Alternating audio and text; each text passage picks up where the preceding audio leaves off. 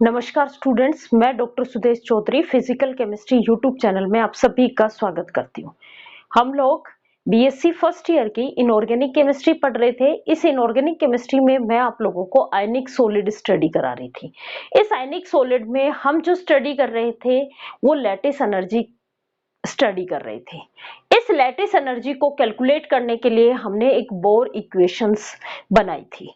उस bore equations में मैंने आप लोगों को जो लास्ट वीडियो लेक्चर था उसमें वी अट्रैक्शन कैलकुलेट करवा दिया था। आज हम जो है वो वी रिपल्सन कैलकुलेट करेंगे। उसके बाद हम टोटल लैटिस एनर्जी कैलकुलेट करेंगे और एक नया फॉर्मूला बनाएंगे इस लैटिस एनर्जी का।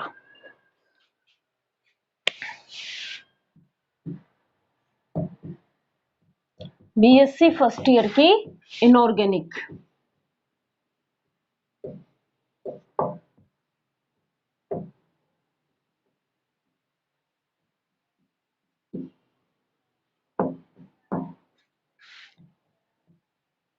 फर्स्ट यूनिट आयनिक सॉलिड। इस आयनिक सॉलिड में हम स्टडी कर रहे हैं लैटिस एनर्जी। मैंने आप लोगों को इस लैटिस एनर्जी किसे कहते हैं इसकी डेफिनेशन बता दी थी। उसके बाद हम स्टार्ट कर रखा था बोर्न इक्वेशन। इस बोर्न इक्वेशन क्योंकि सबसे पहले इस लैटिस एनर्जी को जो कैलकुलेट किया था वो बोर्न ने की थी, इसलिए इसको क्या कहा गया, बोर्न इक्वेशन। और बोर्न इक्वेशन क्या है, U equal to lattice energy की वैल्यू क्या होती है, उस क्रिस्टल के अंदर प्रेजेंट अट्रैक्शन पोटेंशियल एनर्जी और रिपल्सन पोटेंशियल एनर्जी का सम होती है।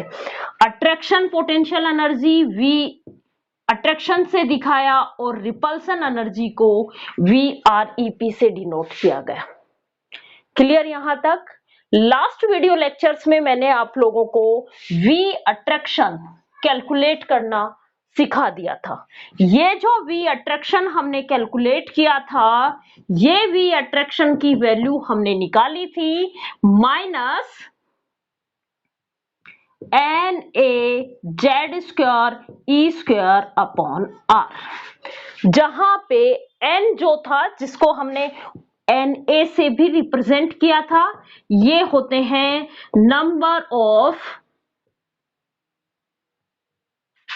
Ions present in 1 mole of crystal या लैटिस। 1 मोल लैटिस। ए क्या था, मॉड्यूलर कांस्टेंट।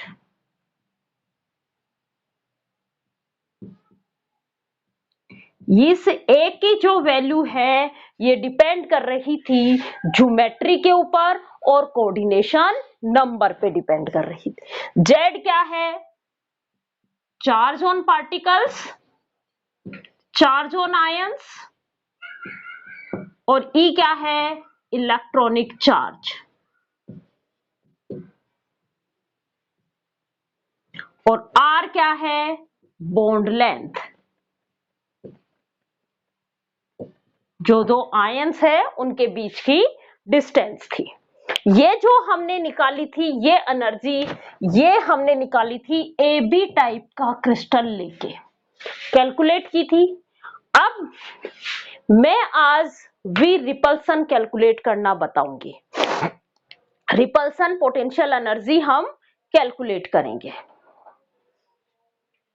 ये हमने अट्रैक्शन एनर्जी कैलकुलेट कर ली। अब आज हम रिपल्सन एनर्जी कैलकुलेट करेंगे। Calculate repulsion potential energy. क्या बताया था कि जब आयंस जो है वो एक मिनिमम डिस्टेंस के बाद एक दूसरे के पास में आते हैं, क्या कहा, आयंस है ये पॉजिटिव आयन होगा और नेगेटिव आयन होगा। ये इनफाइनाइट से एक दूसरे के पास में आते हैं। जैसे ये पास में आएंगे तो इन आयंस के चारों ओर जो इलेक्ट्रॉनिक फील्ड है इनका क्या है, इलेक्ट्रॉनिक फील्ड, जिसमें क्या प्रेजेंट है, इलेक्ट्रॉन्स, क्योंकि हमें पता है न्यूक्लियस के चारों ओर इलेक्ट्रॉन्स मूव करते हैं। तो कैटायन की न्यूक्लियाई के चारों ओर इलेक्ट्रॉन्स मूव करेंगे, एनायन की भी न्यूक्लियाई के चारों ओर इलेक्ट्रॉन्स मूव करेंगे। तो ये जो चारों ओर क्या बन जाते हैं, इलेक्ट्रॉनिक फील्ड क्रिएट हो जाते हैं, इलेक्ट्रॉनिक फील्ड क्रिएट हो जाते हैं। और हमें पता है दोनों ही जो इलेक्ट्रॉनिक फील्ड है ये मींस इलेक्ट्रॉन्स प्रेजेंट है यहाँ पे, और इलेक्ट्रॉन्स पे क्या चार्ज है, same negative ion, same charge है। जब ये सेम चार्ज वाले पार्टिकल्स पास में आएंगे, भाई ये न्यूक्लियाई पास में आएंगे इनके, तो क्या होगा, ये भी पास में आएंगे। और जब सेम चार्ज के पार्टिकल्स का पास में आएंगे तो इनके बीच में क्या होगा, रिपल्सन होगा। क्या होगा, रिपल्सन होगा। और इस रिपल्सन के कारण जो पोटेंशियल एनर्जी क्रिएट हो रही थी, इलेक्ट्रॉन इलेक्ट्रॉन रिपल्सन के कारण जो पोटेंशियल एनर्जी क्रिएट हो रही थी वो क्या है, वी रिपल्सन। और ये जो पोटेंशियल एनर्जी क्रिएट हो रही थी, ये पोटेंशियल एनर्जी इनके बीच की बॉन्ड लेंथ के इनवर्सली प्रोपोर्शनल होती है। देखो आप खुद भी सोच सकते हो कि ये डिस्टेंस जितनी ज्यादा बड़ी होगी ये रिपल्सन एनर्जी उतनी ही कम होगी, और ये जितने पास में आएंगे ये वी रिपल्सन उतनी ही ज्यादा होगी। तो मैंने क्या कहा, ये जो वी रिपल्सन है या रिपल्सन पोटेंशियल एनर्जी जो है वो बॉन्ड लेंथ के इनवर्सली प्रोपोर्शनल होती है। अब इन्होंने देखा कि वो इनवर्सली प्रोपोर्शनल किसके होती है, पावर n के।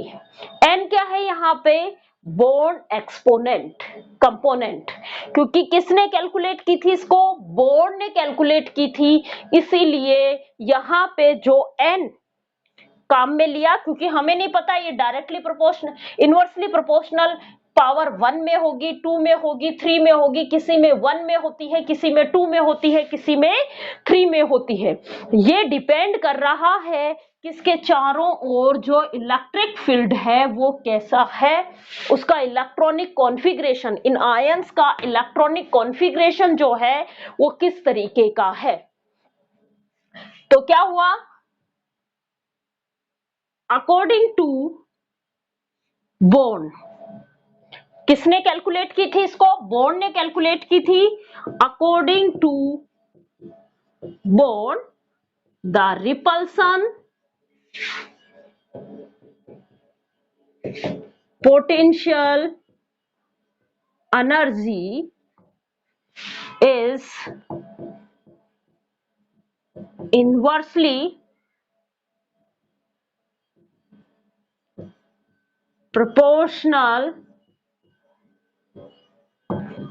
to r की power n, is inversely proportional to r की पावर n। ये जो पावर n है ये n कहलाएगा बॉन्ड एक्सपोनेंट पावर।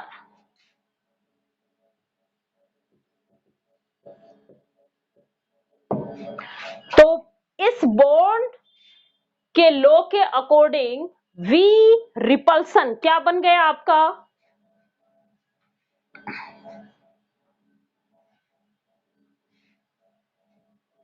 ये वी रिपल्सन ये बन गया इनवर्सली प्रोपोर्शनल जो है 1/r की पावर n।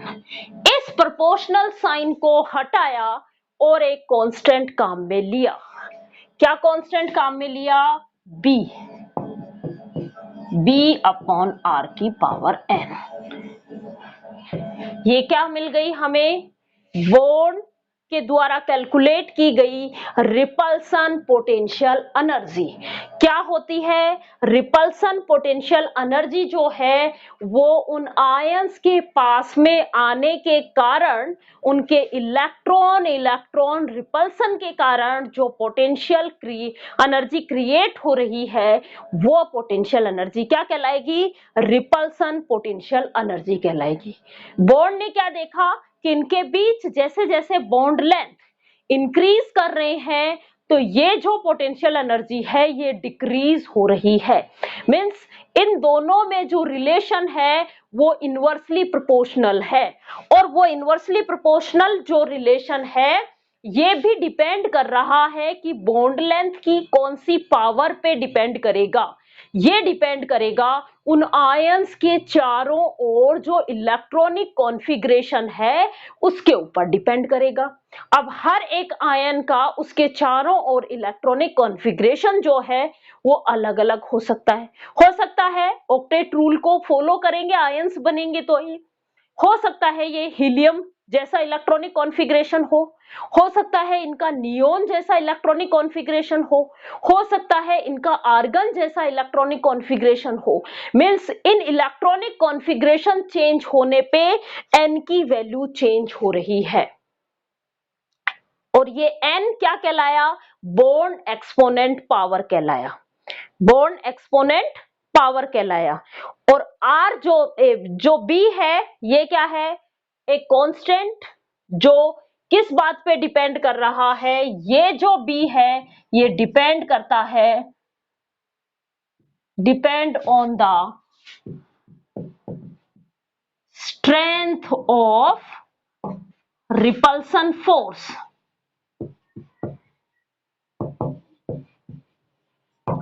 ये जो B है ये तो डिपेंड करता है स्ट्रेंथ ऑफ रिपल्सन फोर्स, और ये जो N है ये डिपेंड करता है कंप्रेसिबिलिटी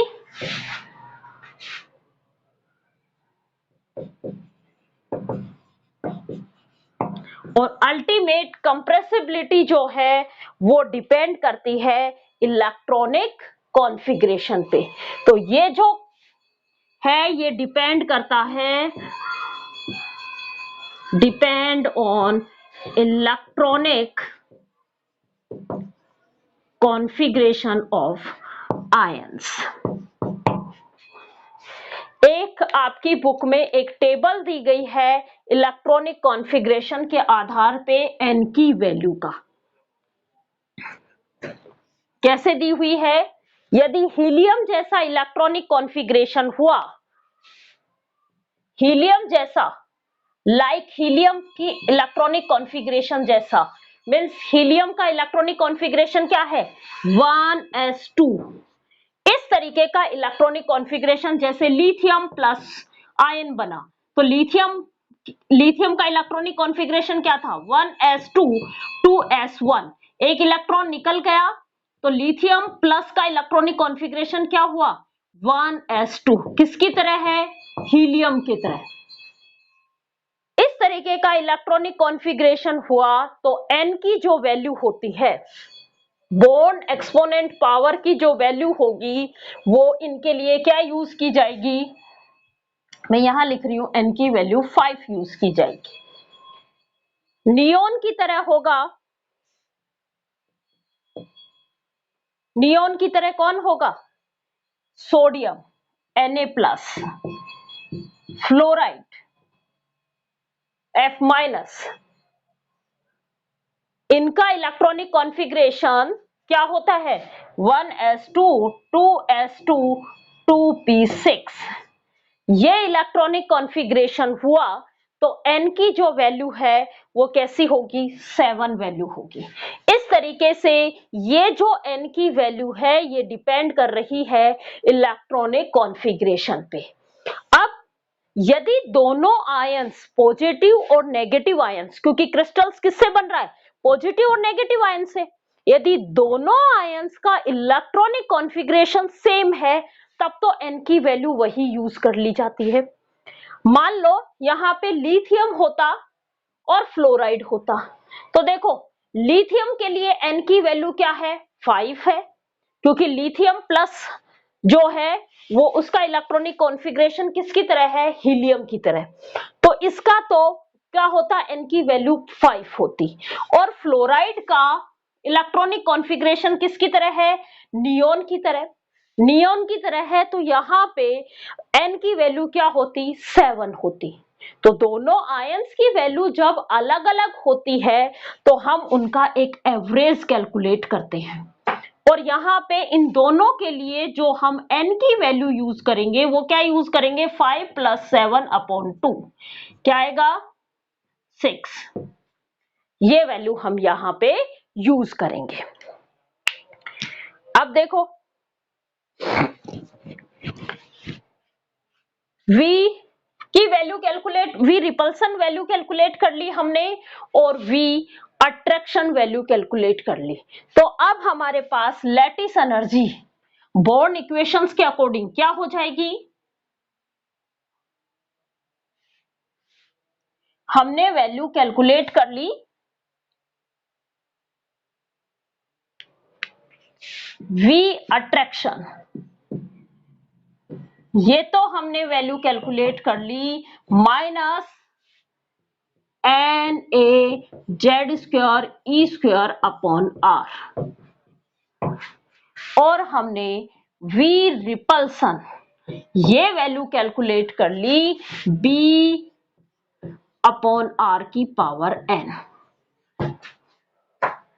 और हमारा बोर्न इक्वेशंस के अकॉर्डिंग लैटिस एनर्जी की जो वैल्यू थी या लैटिस एनर्जी का जो इक्वेशन आई थी वो आई थी V attraction plus V repulsion. ये इक्वेशन नंबर 3 है। इक्वेशन नंबर 3 में V अट्रैक्शन और V रिपल्सन की वैल्यू इक्वेशन नंबर 1 और इक्वेशन नंबर 2 से मैं कहां पुट कर दूंगी? इक्वेशन नंबर 3 में। पुट द वैल्यू ऑफ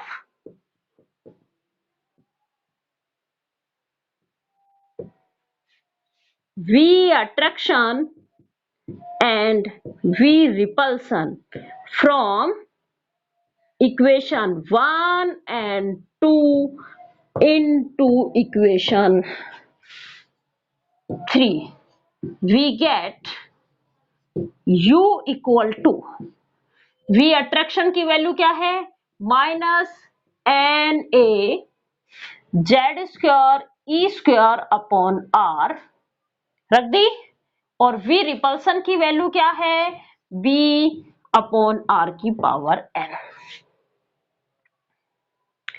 ये हमारे पास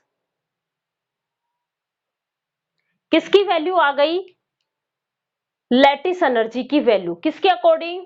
बोर्न इक्वेशंस के अकॉर्डिंग हमारे पास लैटिस एनर्जी की वैल्यू आ गई। अब देखो, हमें ये B कांस्टेंट की वैल्यू कैलकुलेट करनी है। तो क्या होगा? जितना आयंस की लंबाई बढ़ती जाएगी, जितनी ज्यादा किसी भी आयन की लंबाई बढ़ती जाएगी, ये जो B की वैल्यू है ये भी चेंज होती हुई चली जाएगी। और जब क्रिस्टल्स में सबसे ज्यादा स्टेबिलिटी कहां आती है? किसी भी क्रिस्टल की बात करें तो सबसे ज्यादा स्टेबिलिटी कब आएगी? जब हमारे पास इस जो लैटिस एनर्जी की वैल्यू है ये R के रेस्पेक्ट में 0 हो जाए।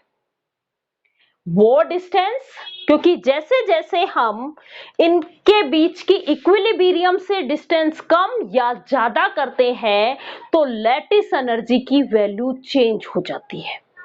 स्टेबिलिटी किसको कहेंगे? जब लैटिस एनर्जी की वैल्यू 0 हो। किसके रेस्पेक्ट में? डिस्टेंस के रेस्पेक्ट में 0 होगी तो वो क्रिस्टल कैसा होगा? स्टेबल होगा। अब क्रिस्टल की स्टेबिलिटी का हम कंडीशंस लेके चलेंगे तो मैं इस लैटिस एनर्जी को R के रेस्पेक्ट में डिफरेंशियल करूं और मेरी वैल्यू 0 आएगी तो मेरा क्रिस्टल कैसा होगा? स्टेबल होगा। और उस केस में मैं इस B की वैल्यू कैलकुलेट करूंगी। तो B की वैल्यू कैलकुलेट करने के लिए for the calculation of B,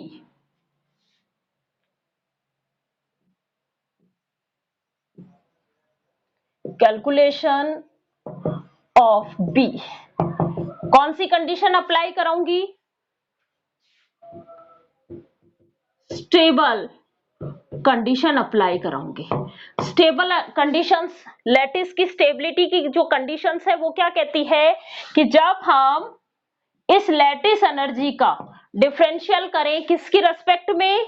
are के रेस्पेक्ट में, डिस्टेंस के रेस्पेक्ट में, और उस वैल्यू को क्या आएगी? वो जीरो आएगी। तो हमारा लैटिस कैसा होगा? स्टेबल होगा। जब लैटिस एनर्जी का डिफरेंशियल या कहें कि लैटिस एनर्जी में चेंज, डिफरेंशियल क्या है?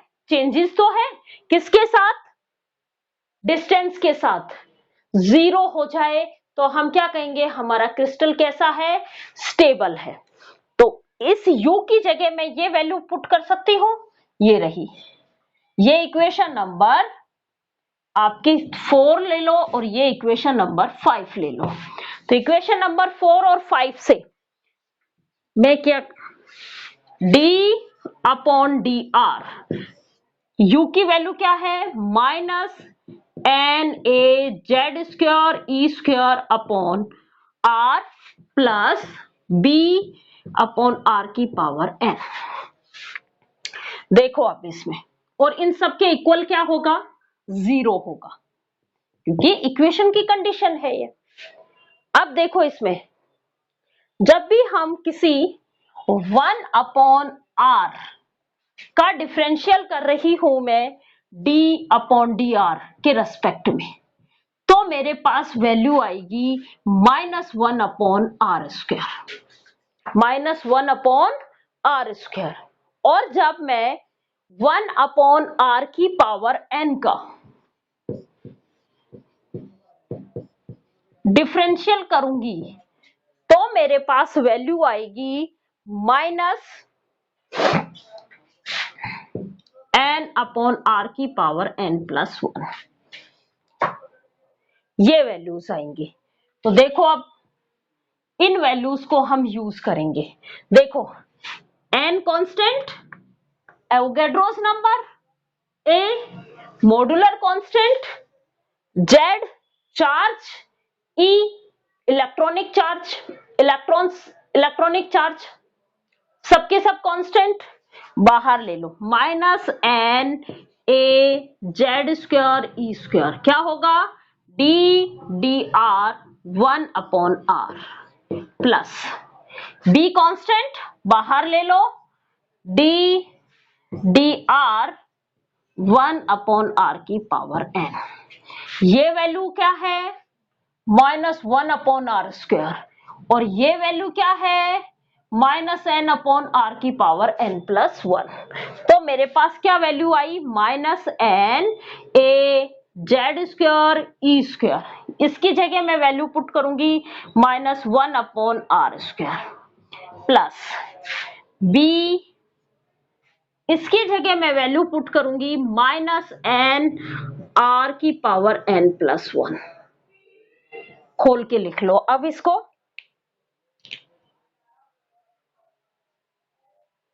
और इन सब के इक्वल क्या चल रहा है? अपना जीरो चल रहा है, यही है। अब इसको खोल लो।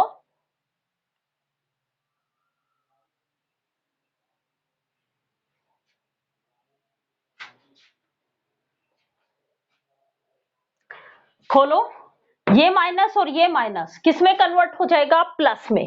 क्या बनेगा आपके पास? N A Z square E square upon are square plus, plus और ये माइनस किस में कन्वर्ट हो जाएगा? माइनस। क्या बनेगा ये? एन बी आर की पावर n+1 इक्वल टू 0। किसकी वैल्यू निकालने के लिए ये काम कर रहे हैं हम? ये जो कांस्टेंट बोर्न कांस्टेंट लिया है इसकी वैल्यू कैलकुलेट करने के लिए हमने ये काम किया है। तो बोर्न की इक्वेशन, बोर्न को की वैल्यू कैलकुलेट करने के लिए मैं इस इक्वेशंस को यहाँ जीरो के इधर लेके जाऊंगी, तो जो माइनस का है वो जीरो के उधर जाते ही किस में कन्वर्ट हो जाएगा? प्लस में कन्वर्ट हो जाएगा। और मेरे पास इक्वेशन आएगी n A Z square E square upon are square. इसकी वैल्यू आ जाएगी मेरे पास एन बी r की पावर n प्लस 1। किसकी वैल्यू निकालनी है मुझे? ओनली इस b की वैल्यू कैलकुलेट करनी है। इस b की वैल्यू कैलकुलेट करनी है तो b के अलावा जितना भी पोर्शन है उस सब पोर्शन को इधर की साइड भेजो। तो जो नीचे है वो तो यहाँ मल्टीप्लाई में हो जाएगा और जो ऊपर मल्टीप्लाई में है वो यहाँ पे डिवाइड में हो जाएगा। तो b की इक्वेशन मेरे पास क्या आएगी? b equal to n A Z square E square upon are square, कोई चेंज नहीं किया। ऐसे कैसे लिखा? ये n नीचे आएगा और ये r n प्लस 1 ऊपर अपॉन n। देखो ये इस r की स्क्वायर को मैं ऊपर लेके जाऊंगी तो मेरे पास क्या बन जाएगा? इस r स्क्वायर को जब मैं ऊपर लेके जाऊंगी तो मेरे पास क्या बन जाएगा? ये r स्क्वायर को ऊपर लेके गई, बाकी सब तो मैंने कोई भी चेंज नहीं किया, सिर्फ हम ये ही सोल्व करना सिखा रही हूं मैं आपको। r की power n plus 1 upon are square, ये फॉर्म है, ये फॉर्म है। तो इस r स्क्वायर की पावर को ऊपर लेके गए, क्या बना? r की power n plus 1 into r की पावर माइनस 2। जब बेस सेम होते हैं तो पावर्स का क्या हो जाता है? एडिशन। तो करो आप n प्लस 1, ये पावर है, इस पावर में मैं क्या जोड़ दूं? माइनस 2 जोड़ दूं, तो माइनस 2। क्या होगा? r की वैल्यू, r की पावर क्या हो जाएगी? n प्लस 1 माइनस 2, क्या होगा? n minus 1। तो मेरे पास क्या बन जाएगी b की value? n a z square E square r की power n minus 1 upon n। ये वैल्यू मेरे पास किसकी वैल्यू बन जाएगी? b की वैल्यू। अब इस b की वैल्यू को हम इक्वेशन में रखें जहां पे हमने लैटिस एनर्जी कैलकुलेट की थी।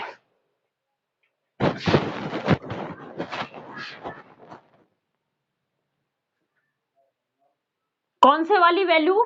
जो आपने एक वैल्यू यूज की थी u equal to minus N A Z square E square upon are plus b upon are की power n, b upon are की पावर n। यहां पे मैं वैल्यू पुट कर रही हूं किसकी? इस b की वैल्यू। b की वैल्यू मेरे पास क्या है? N A Z square E square are की power n minus 1 upon n। Value put कर दो इस इक्वेशन में, minus N A Z square E square upon are. ऐसे कैसे? अब इस b की जगह मैं पहले ये वैल्यू पुट कर रही हूं। ये वैल्यू क्या है? N A Z square E square are की पावर n माइनस 1 इंटू में n अपॉन में n, यही थी। अब b के बाद नीचे क्या है? 1 अपॉन आर की पावर n, ये भी तो लिखूंगी 1 अपॉन आर की पावर n। इस r की पावर n माइनस 1 से r की पावर n माइनस 1 तो कैंसिल हो जाएगा और यहां पे क्या बचेगा? या तो आप इसको नीचे लाओ, सेम वैसे ही करो जैसे हमने अभी कैलकुलेट किया था। क्या करोगे आप? r की power n minus 1 upon r की पावर n, यही फॉर्म बनी हुई है। बाकी फॉर्म को मैं कुछ भी नहीं छेड़ रही, सिर्फ मैं तो आपको इतना सा ये वाला जो पोर्शन है ना, ये सोल्व करके दिखा रही हूँ। ये कुछ नहीं छेड़ा मैंने, ये पोर्शन सोल्व करके दिखा रही हूं आप लोगों को। क्या होगा? r की power n minus 1 upon r की पावर n। इस n को, इस r की पावर n को ऊपर ले जाओ, जैसे ही ऊपर जाएगा माइनस के साइन का बन जाएगा, मीन्स r की पावर n माइनस 1 r की power minus n। Base same है, पावर ऐड हो जाएंगी, r की power n minus 1 minus n, इस n से ये n कैंसिल आउट, आपके पास r की पावर माइनस 1। इस फॉर्म को मैं ये भी तो लिख सकती हूं 1 अपॉन r। तो मेरे पास इन दोनों की फॉर्म क्या बनी? 1 अपॉन r। मैं ये वैल्यू यहां पे पुट कर रही हूं।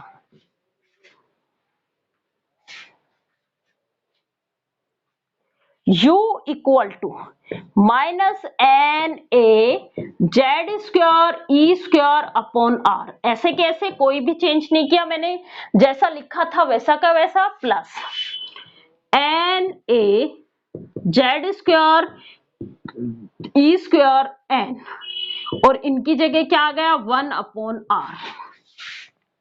देखो टर्म फर्स्ट और टर्म सेकंड में क्या क्या कॉमन आ रहा है उसको कॉमन ले लो।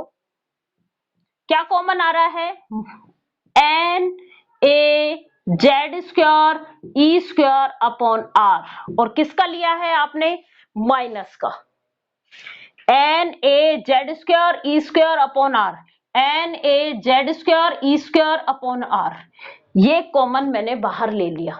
यहां क्या बचा 1, किसका बचेगा, यदि मैंने बाहर माइनस लिया है तो ये 1 किसका बचेगा, प्लस का। अब ये प्लस कौन से साइन में कन्वर्ट हो जाएगा, माइनस के साइन में, क्योंकि आपने कॉमन माइनस बाहर ले लिया, तो minus N A Z square E square upon r बाहर, यहां क्या है 1 अपॉन एन। ये किसकी वैल्यू आ गई, लैटिस एनर्जी की वैल्यू हमने कैलकुलेट कर ली। किसका यूज करके, हमने बोर्न इक्वेशंस का यूज करके। अब हम अगली क्लास में इस लैटिस एनर्जी की एप्लीकेशन स्टडी करेंगे। Thank you students.